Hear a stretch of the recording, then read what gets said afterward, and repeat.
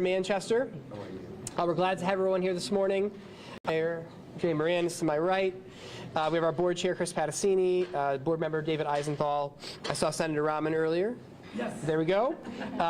Representative Doucette is here. So we're glad to have local leadership, along with, of course, Commissioner Russell Tucker and the governor. So before I sort of introduce some folks, we also have with us this morning Manchester High School students who are currently taking a class called Teaching in a Multicultural Society, which is a partnership with Central Connecticut State University. Yeah, we're here for them. We have 15 of their peers in the nice sweatshirts. They're participating in a virtual conference through Ed Rising, which is a national organization dedicated to growing teachers locally in order to address teacher shortages, retention issues, and lack of diversity in the profession. So we're glad to have them with us. Welcome. In addition to those opportunities, we offer students at MHS the opportunity to take courses that prepare them for public service and professions, including Intro to Early Childhood Education, Intro to Education and Public Service, World of Children, Sociology, Psychology, AP Psychology, UConn Human Development. Students in those areas are also all encouraged to take our Black and Latino Studies course as they seek careers in education and public service in an increasingly diverse society, which continues to look more and more like MHS, which we are very proud of, the fact that we're the most diverse high school in Connecticut. Many of the teachers who teach those courses I named are funded with the Alliance Grant and would not be possible without it. That's also why the Manchester Board of Education stands strongly behind House Bill 5003, which seeks to implement a student-centered funding formula that would accelerate the excess cost phase-in, the ECS phase-in. Again, very excited to be here today at such a pivotal time in public education. Thankful to have the opportunity to host those speaking this morning to talk about much needed changes in certification, recruitment and retention, and teacher evaluation processes that will hopefully ensure teaching is an attractive and respected profession and help us stem the tide of people choosing other professions, which leaves districts such as Manchester struggling to ensure there are skilled educators in every classroom, which we all know makes all the difference in the world. So without further ado, I'm excited to introduce the first speaker this morning, which is our Mayor, Jay Moran. He's loud, but I think this isn't on. There you go. Kate telling someone to be loud. Well, good morning, Governor. Good morning. Commissioner. Chief Talent Officer. How cool is that, Tasha? Chief Talent Officer, right? Governor, welcome back to Manchester. You've done several press conferences here over the last few years through COVID and Chromebooks and the topic of education. And I'm glad we're here with our teachers are here. Let's hear for our teachers here at Manchester High. But read those sweatshirts, Governor. That ain't fake news. That's a fact. Watch me change the world. Those people back there are going to change the world, our students. We love our students here in Manchester. Well, we're here to talk about teacher certification, teacher evaluation, and the future teachers. And the governor and commissioner have some great things to say, along with some of our folks from AFT and Kate from the Teachers Union. But I live with a teacher. My wife's a third grade teacher at St. James School, and we all I've grown up. My grandmother was a third grade teacher, ironically, as my dad was actually one of her students. Can you believe that? Back in the 40s. And you know, we know that teachers every day are working on the minds and the intellect of our students, but we know our teachers are more than that, and we knew it through COVID especially. They are molding their lives. They are heroes just as much as our healthcare through COVID, just as much as anyone else on a daily basis. And I'm so proud of the teachers here in Manchester, what they do on a daily basis. And you know, I always say at convocation, I've said this before at convocation, it's been a few years, so your teachers have heard this before, but you know, I told you, I live with a third grade teacher.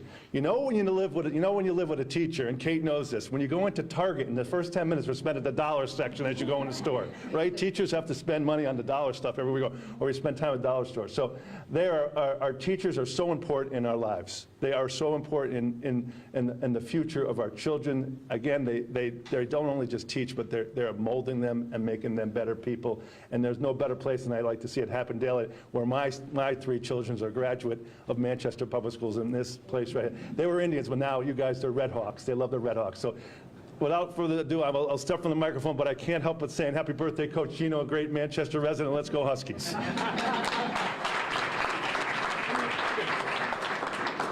Thank you, Mayor Moran. Also, now my pleasure to introduce our Commissioner, strong advocate for public education in Connecticut, Charlene Russell Tucker. Thank you. Good morning. Good morning. And And that was a little weak, so I'll say that again because I have students in the room. Good morning. Good morning. So much better. And I just love that. Watch me change the world. I want to thank you, Superintendent Gary, for welcoming us to Manchester today. And I really want to start off by appreciating our amazing partners in this work.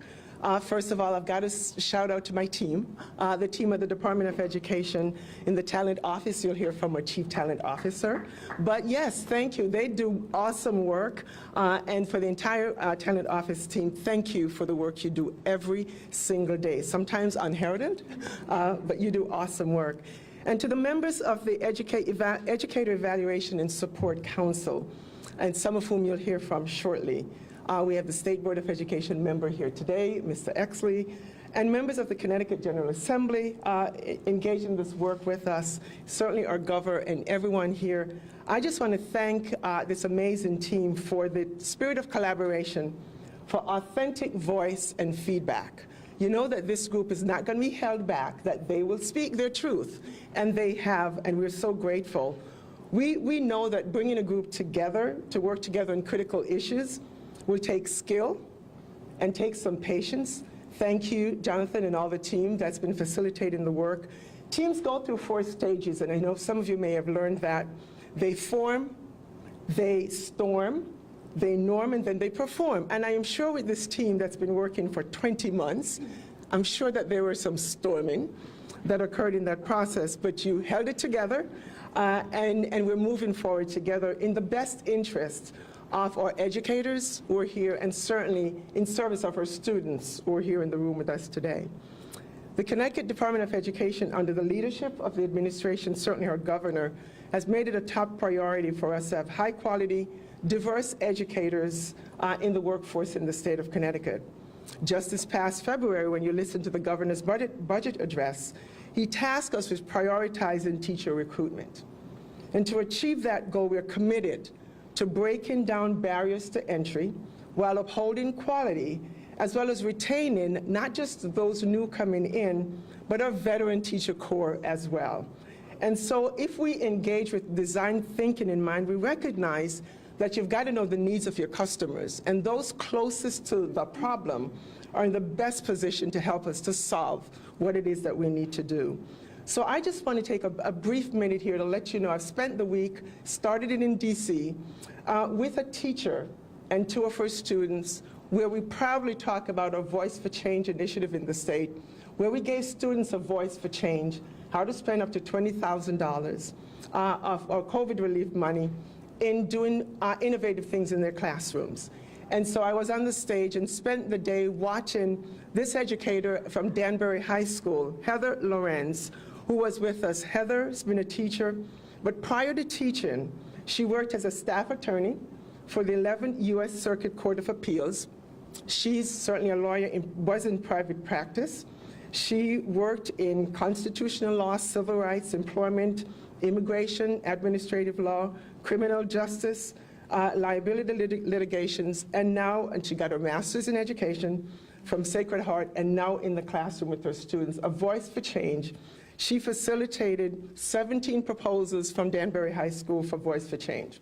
And I was joined on stage by 2 former students, a student in her senior year who worked on the program, and Viviana is now majoring in international political economy and double major in sociology and psychology at Fordham University, and Chapel, also a freshman at the University of Connecticut.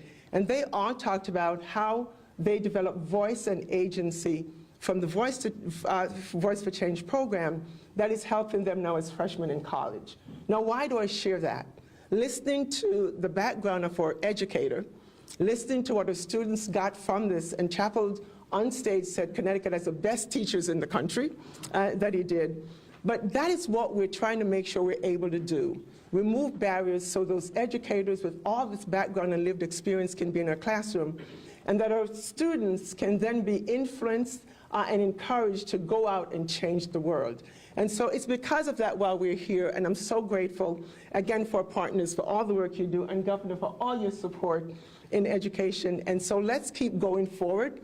This will pave the way when we talk about what the group did around teacher evaluation. It's the foundation we will build on to address and modernize teacher certification in our state. So thank you very much. You've heard the big picture. Now I'm going to ask our Chief Talent Officer, Dr. Tucker, to give you some more details. Thank you very much. Thank you, Commissioner, and good morning. On behalf of the Department and the Talent Office, we are grateful to the Governor and the Legislature for efforts to make recruiting, retaining, and diversifying the educator workforce a top priority in our state to ensure quality education for all of our students.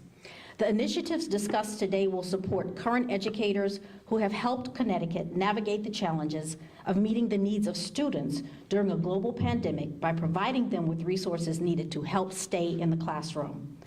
Our small but mighty staff in the Talent Office appreciates the collaboration with our external partners as we seek to modernize teacher certification in Connecticut, both in the short term and in the long term.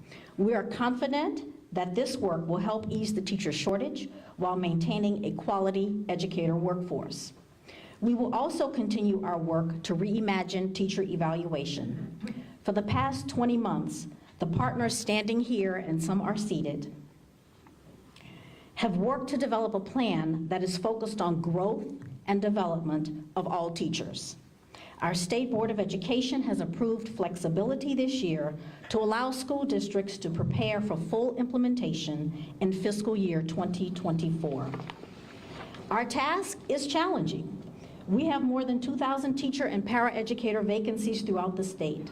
However, we are well on our way.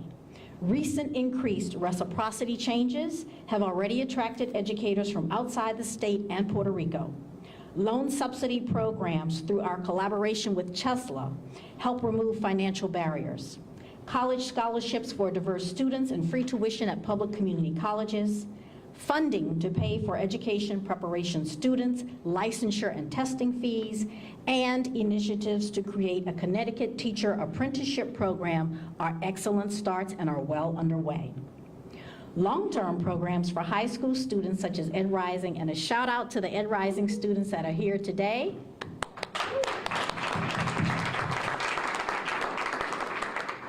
Which is our statewide Grow Your Own program. We are exposing high school students to careers in education. Also, we have our Next Gen Educators program, which pays college students to work in local school district classrooms. Those are also very good long-term investments. Allow me one moment of personal privilege. This morning, I had the opportunity to participate in the virtual Ed Rising competition, and I was able to see some of the students that are here today on the screen, hosted by CCSU. I am very proud to say that after this morning's competition from students across the state of Connecticut, we will have 31 students who have won competitions today that will be going to Orlando, Florida in June for the National Competition of Educators Rising. We are extremely proud of these aspiring administrators, and we send our good wishes to them all. As we move forward together, we can ensure that we support our educators as they continue to prepare all of our students in Connecticut for a very bright future. Thank you.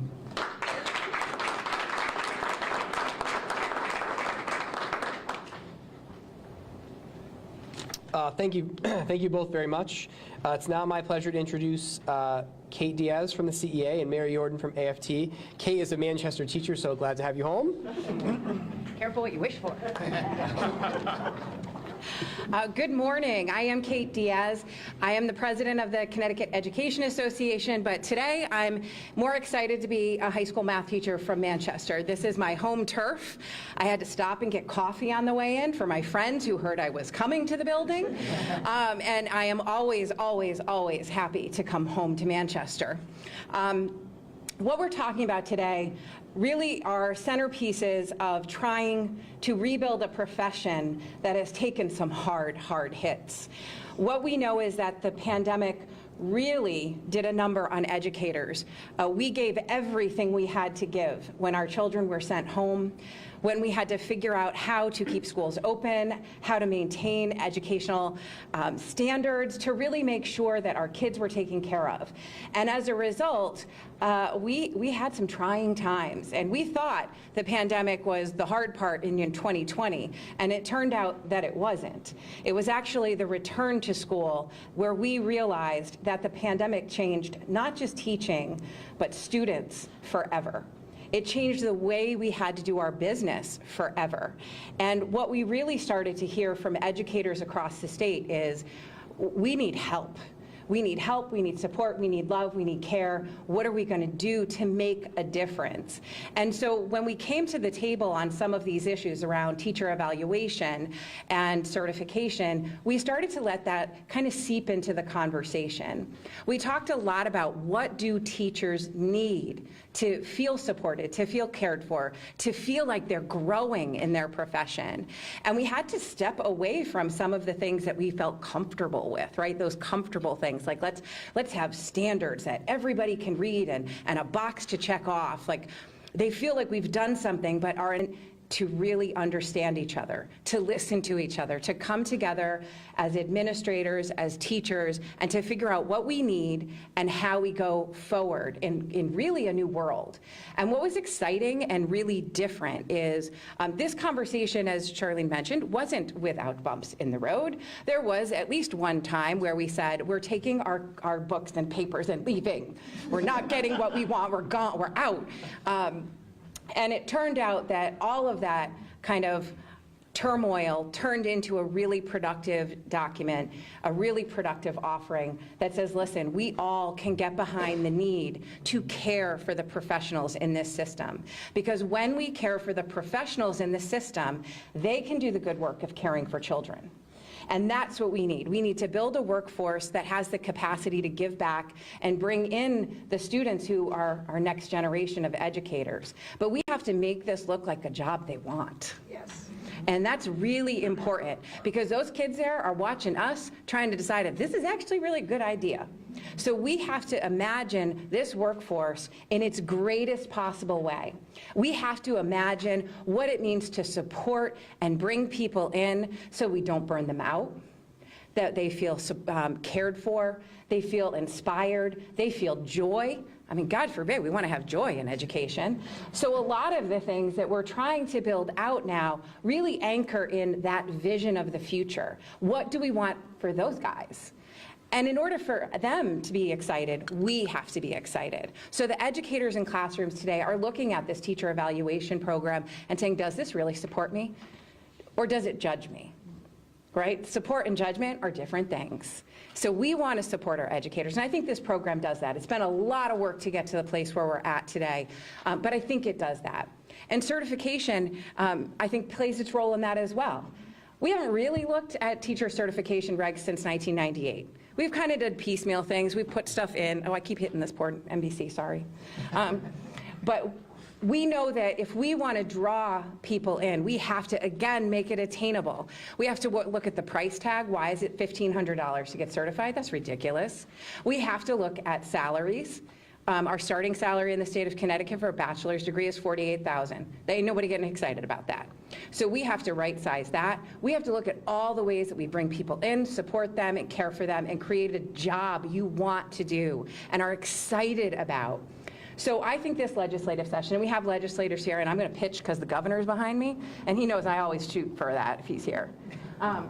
But we're really looking forward to a legislative session that drives the point home that education matters. Every decision we make about education influences our economic development, our desirability as a state. It decides whether communities want to bring their families here. Manchester is a great place. It is a great geographically, we are perfectly located, but if our school systems aren't great, nobody wants to be here. So we know that building a school system matters. It is the heartbeat of every community. So all of the things we're talking about come together to not just make strong schools, but strong communities and make Connecticut the premier state for education. And that's what I'm excited about building. And so I'm going to hand off to my good friend Mary Jordan from AFT and give her the chance to be excited. Thank you, Kate. Kate is a hard act to follow. I'm Mary Jordan. I'm here with Leslie Blateau. We are on the Executive Council of AFT Connecticut. I have been honored to be on the Educator Evaluation and Support Council this past 20 months. We are very grateful for the governor's support. We're grateful for the leadership provided by the State Department of Education and all of our very capable partners in this work. Connecticut and the nation face an escalating learning crisis that is fueled by educators and support staff leaving the profession. This makes the Lamont administration's embrace of this evaluation model empowering for educators to address this context. The evaluation model represents a revolutionary change in the way we will promote growth in an environment of trust and an environment of respect. And that is a crucial difference and where we need to be. Our members have long called for this kind of differentiated approach to achieving professional growth. The new model amplifies what research says works, and that is to inspire educators to think deeply and discuss their professional practice in an individualized way with their evaluator so they can engage in meaningful and practical and complex ways to grow as an educator. Thank you for the opportunity to support this work. Leslie? Thank you, Mary. I have a little bit of a hoarse voice, so I'm going to make sure I use my mic today. Good afternoon, everybody. I'm Leslie Blateau, President of the New Haven Federation of Teachers. And I just want to add that it is so reassuring to see Governor Lamont's administration bringing creativity and innovation to the current educator staffing shortage in Connecticut. We need bold action because too many students in Connecticut, particularly in our cities like New Haven, are not getting access to the education they deserve. Last year, our national union AFT convened labor leaders from around the country and issued a call to action with concrete recommendations, and we can accomplish our shared goals by following these recommendations. We know that one of the best ways to retain experienced educators is to ensure our voices are heard. I get the irony of that with my voice right now. We can expand the scope and reach of collective bargaining to ensure teachers and school staff are able to advocate for what our students need. Our educators can have a seat at the public education policy table like they have been for the last 20 months, and this can reverse the historic lack of respect many educators have felt over the last few years. Professional educators also know what our students need, and we know that we need time, tools, and training to ensure we meet our students' needs. So we can do this by eliminating overly burdensome and oftentimes redundant paperwork and by focusing on the needs of the whole child. There is an opportunity for renewed faith in this work and increased teacher retention. Lastly, and I'm so glad that students are here today, the opportunity to collaborate with the Education Department's leadership and staff to breathe new life into certification regulations and ensure we can continue to recruit teachers in the years to come is crucial. We can build pipelines, we're doing it right now, from high schools to our public universities, right back to our pre-K public education systems. Not to mention, we can invest in para-educators throughout our state who are already working so hard on behalf of our students, and they're ready to make the shift into certified teaching positions. We must ensure that public educators are more representative of the racial and cultural diversity throughout our state, as well as more representative of our student populations. And I didn't know that Manchester high school was the most diverse high school in the state, and it is great to be here. This is an issue of critical importance, and this call to action demonstrates that change will continue to come. Thank you.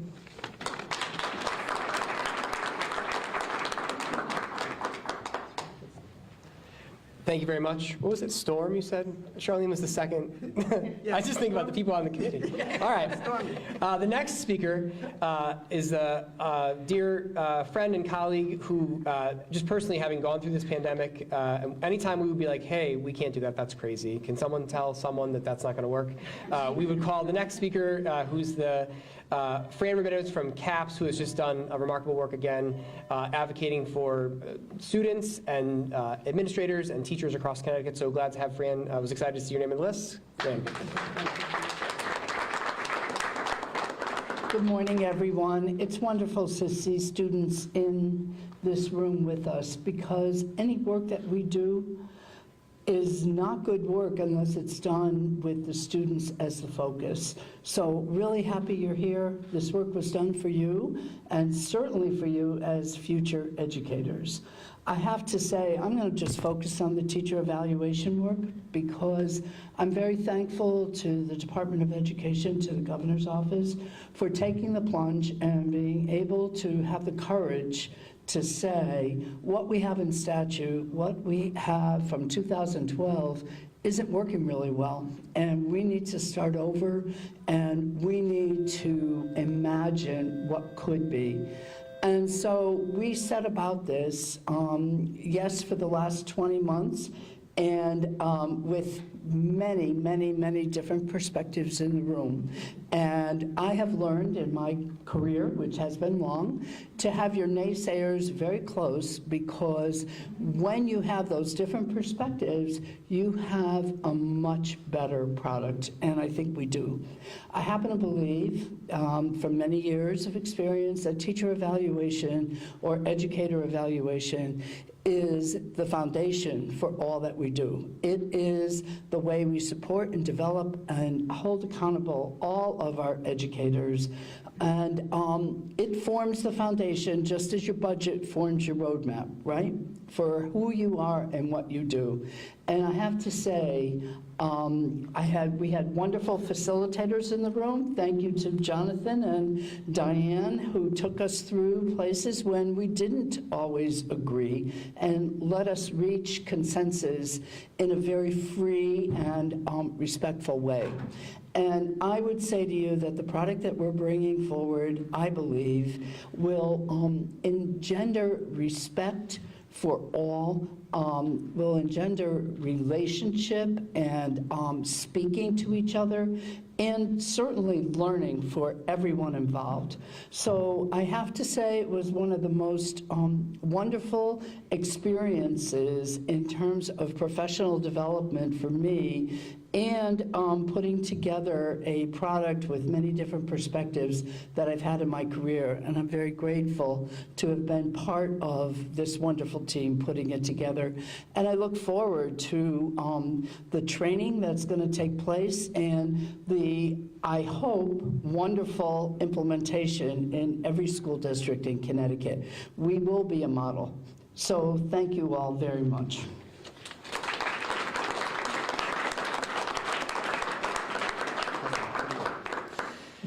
Thanks, Fran. The next speakers, we've had some success in Manchester. We still have a lot of work to do, but some success diversifying our workforce, and that success is in large part due to the leadership of our Assistant Superintendent, Cynthia Sonia Moyano, who's the next speaker, along with Mary Franco, who's a teacher from Illing Middle School.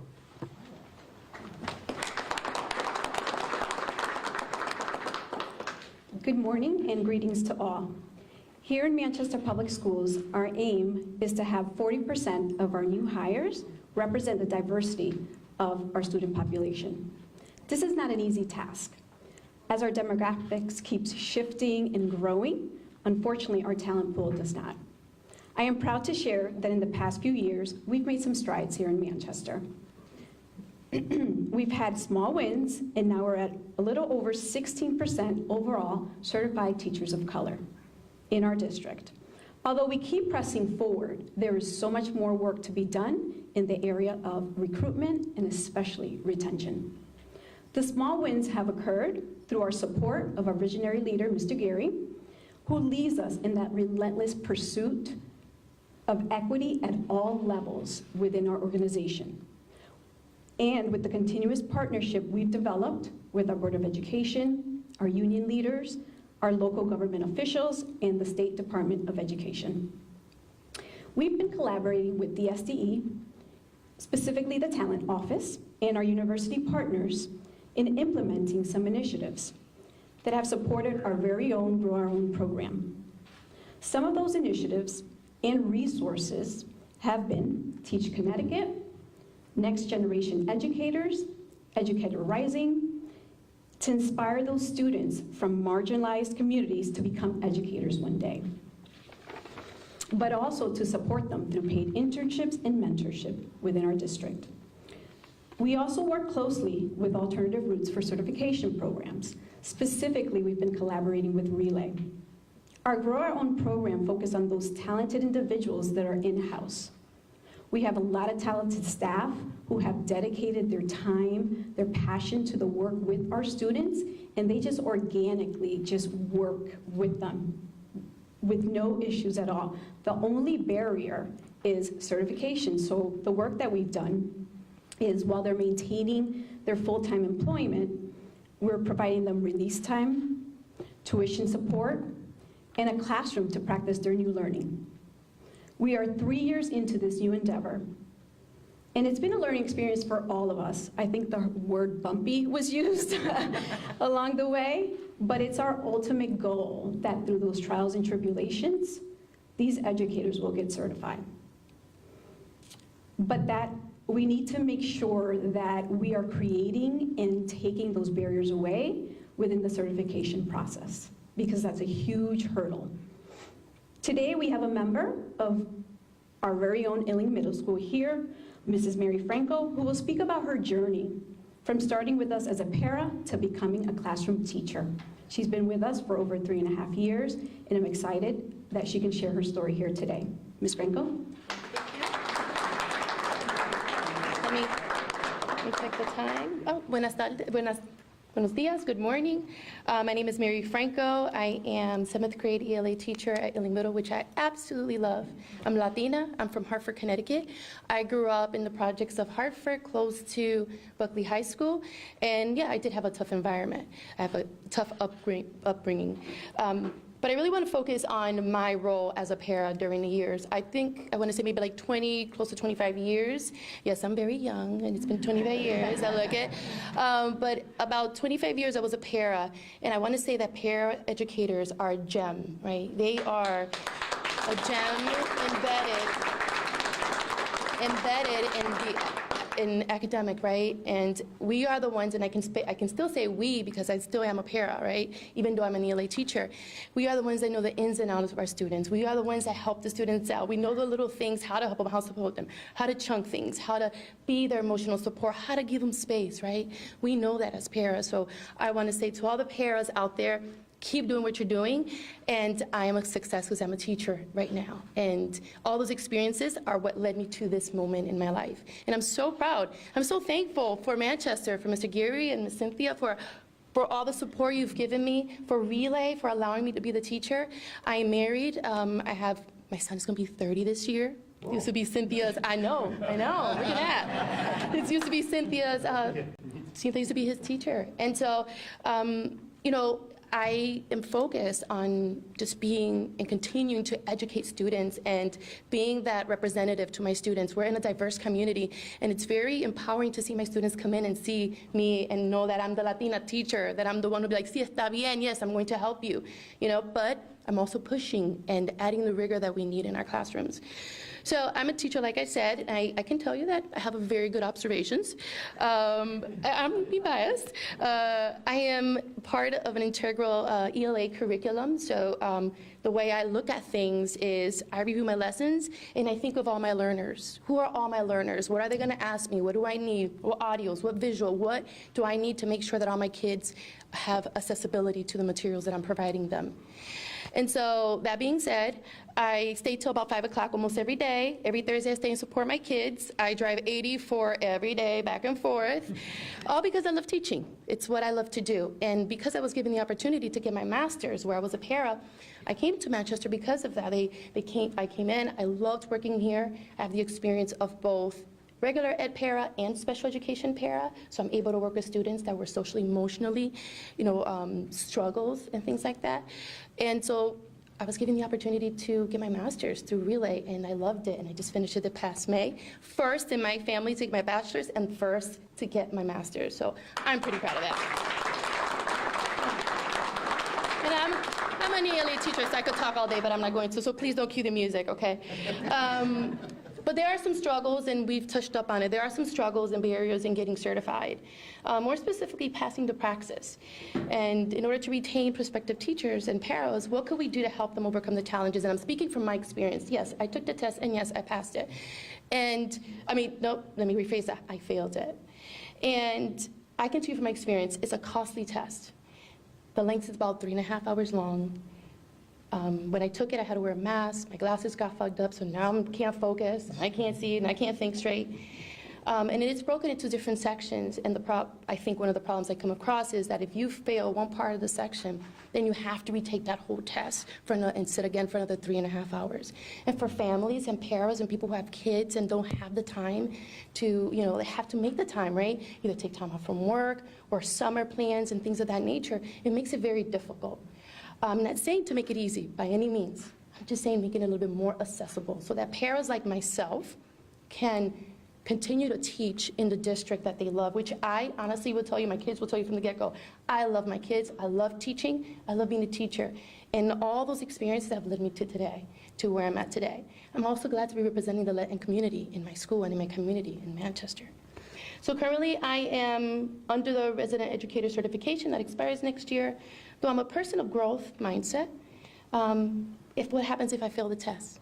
Then I will not be able to teach. Then my students will miss out from not having a Latina teacher representing them in their school. Most importantly, you will lose a teacher that truly loves their job and wants to continue to make a difference. Solution, maybe maybe we can come up with a really good solution. Perhaps waiving the test fees, which was mentioned earlier. Provide support from study.com, Quizlet.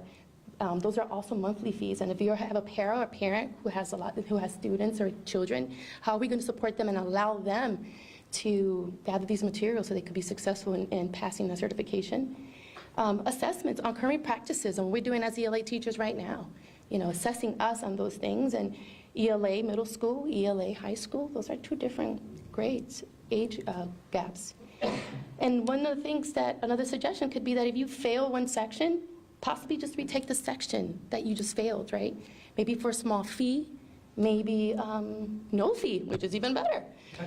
So what I want to say is, this is my takeaway. I'm not saying that the test should be easy. I think it should be more accessible to prospective teachers and our students that want to be teachers, that want to pursue being an educator, providing those extra steps, not roadblocks, but steps so that they can become certified. So I want to say thank you so much for everybody for listening to me. I know I probably got off my list, but I want to thank everybody for all the opportunities that have been given to me. And, like when I left, my kids were, where are you going? Are you coming back? I was like, of course I'm coming back. So I just want to say thank you for all the opportunities, and I want to say thank you to the experience as a para, because I am here today because of those experiences and because of opportunities to get my certification to be an ELA teacher. So I'm working towards that. And I hope that we can make those changes so that people like me and people of diverse backgrounds have the opportunities to be an educator. Thank you so much. I hope everybody has a good day.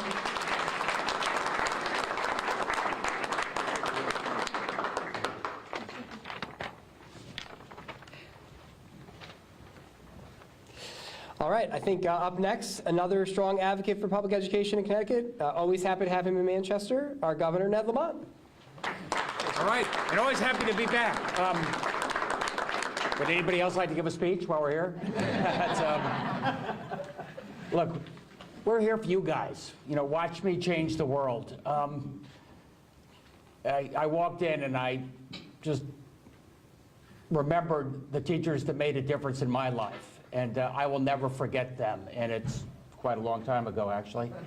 And I love the fact that I asked you to grade your teacher, and you gave him an A+, not bad.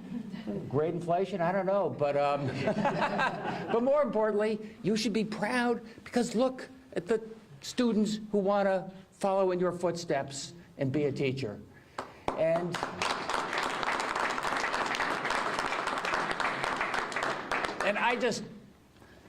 I saw the new math, the new math, and the parochials, and the magnets, and you know, the best reform I can think of, having the very best inspiring teacher in the classroom and letting that teacher teach. And what a difference that makes in my life, and what you can make a difference in many generations going forward.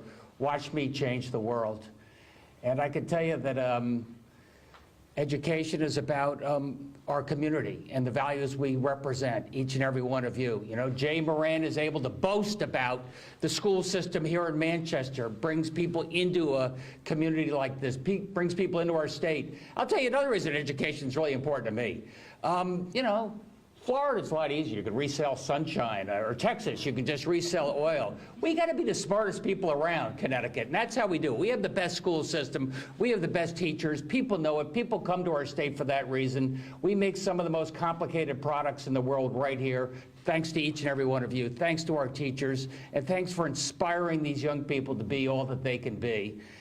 And that's what this program is all about. I mean, we're putting in place, it's alongside, you know, the federal money. We've got another $700 million across the state that's going to innovation. I hope it gives teachers an opportunity to innovate as well, come up with new ideas that we can replicate.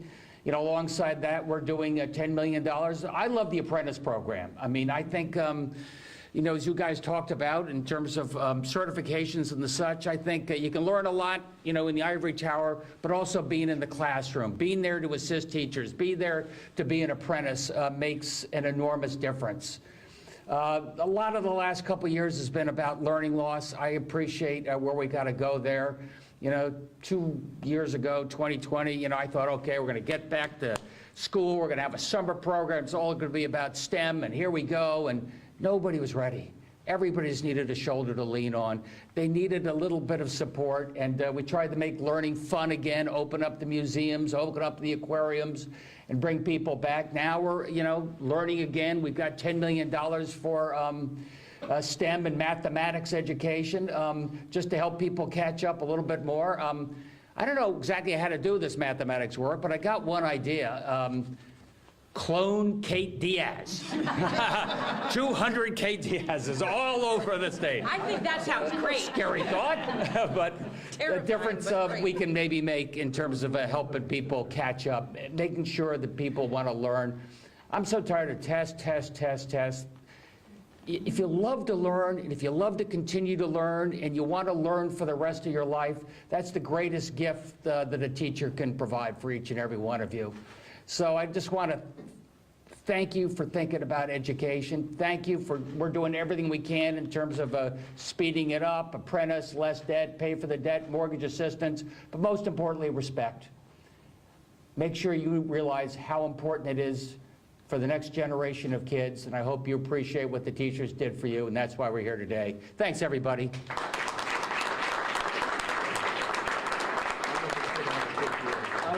I don't think more than one might be. In here. All right, I think at this point it's time for questions. So if people have questions, I'll step aside and people will answer questions. That's it? All right, go. I'll run. Wondering if we could get just a little bit of clarity on what the changes are specifically to teacher evals and also the certification, like a quick way to sort of just give us a snapshot of that. I'll do it. All right, nobody else is talking. The teacher evaluation component, what we're really trying to do is get away from what is in statute, which is this idea of rank ordering skill sets. We recognized after the 2012 that didn't really move our target at all. It just sort of was perfunctory checking of boxes. So in the new teacher evaluation system, it's really focused on personalizing the learning for the educator themselves. So where are you today? Where do you need to be tomorrow? And how are we going to get you there? So it's a little bit more, I mean, I will say it's a little bit more intensive. It's going to require the administrator and the teacher to really sit and work together and to develop goals that make sense. But it's also more effective because it's really directed towards the needs of individual teachers. It allows us to teach, to treat a first-year teacher like a first-year teacher, and a veteran of 25 years like a veteran of 25 years. So it really allows us to differentiate for our educators in the way that we want them to differentiate for their students. So that's that piece. I mean, certification, I don't know if somebody else wants to hit that. I was going to hit just simplification. Go ahead. Some of the other, that's the essence right there. We've focused on what really matters. We reviewed the research, and it's adults learn through social ways. You know, it's not, it's not a one-size-fits-all. But another component is a simplification. The 2012 system included lots and lots of paperwork. And you know, all of these indicators had to be checked off every time, and people were spending their time uploading and watching and checking, and none of that. You could have all of these emails. At the end of the school year, I would get 16 emails saying that this was completed and that was completed and that one was completed. There was no conversation. So that doesn't help you be a better teacher. I learned best as an educator, and what our reflections were, what really makes you think about what you do as an educator? Talking to educators, talking about your students. What do they need? What do you need to serve them? It's not the 16 emails with the 17 compliance measures. And so we really tried to scoop away everything that wasn't helping, everything that was just about accountability. And we needed the legislators' help to eliminate the legal requirement that every teacher gets a rating, 1, 2, 3, or 4. We have a complex job, and it's insulting for that job to be reduced to a number. I could do all kinds of things well, and I do a few things not so well. Let's have a conversation about that. Instead of me aiming for the 3, I need to be a 3. I don't want to be a 2. How do I get to be a 2? You know, it's really, hey, how can you do this better? Let's talk about your transitions. Let's talk about your assessment and your data work. We think that we've accomplished some good things in those regards. Thanks. To follow up on that question, when do teacher evaluations happen? Do they begin at the beginning of the school year, middle school year, end of school year? How often are they reoccurring? Yes. They actually happen throughout the school year. We initiate usually in the fall, and every school has a slightly different timeline, but functionally we meet to initiate the teacher evaluation process, usually by November. We do a mid-year assessment, like how things going, and then a summative at the end of the year. That's a pretty typical scope. It happens annually. What we are kind of inviting into this process is the notion that your learning as an educator isn't as simple as 1, 2, 3 in a single school year. So this process is inviting that you may have a multi-year goal. You may have a multi-year approach to growing yourself as an educator. And that's what we're inviting in. So it's an annual process. Everybody does it every year.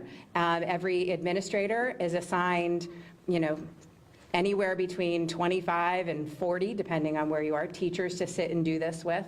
And so it can be a really big process. And what we're trying to do is make it simple, as Mary mentioned, and meaningful.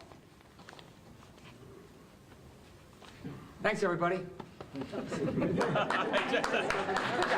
for a while here. Thank you so much. Well done. Hey, say good morning. How are you? No, we have time. Talk to you.